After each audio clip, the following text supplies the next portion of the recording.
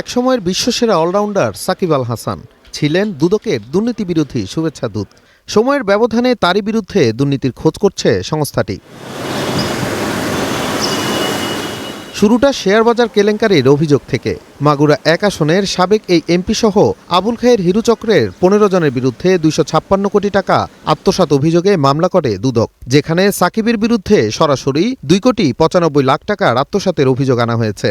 গত বছর দুর্নীতি দমন কমিশনে আবুল খায়ের হিরু এবং তার সহযোগী হিসেবে সাকিব আল হাসানের বিরুদ্ধে একটি মামলা হয়েছিল। মামলাটি বর্তমানে চলমান রয়েছে। অভিযোগের তদন্তে দুদকের পক্ষ থেকে কমিটি গঠন করা হয়। জব্দ করা হয় ২৫ ধরনের নথি। সিকিউরিটি অ্যান্ড এক্সচেঞ্জ কমিশন সহ বিভিন্ন প্রতিষ্ঠানে অভিযুক্ত ১৫ জনের তথ্য চেয়ে চিঠি পাঠায় দুদক। তদন্ত চলমান যেহেতু তদন্ত কর্মকর্তা সংশ্লিষ্ট সকল জায়গায় পত্র প্রেরণ করেছেন। তদন্ত প্রতিবেদন হয়তো পরবর্তীতে উনি তথ্যপ্রাপ্তি সাপেক্ষে তদন্ত প্রতিবেদন দাখিল করবেন।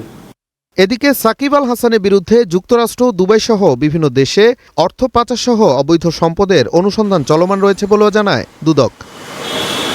Nazmul Hasan, Star News, Dhaka.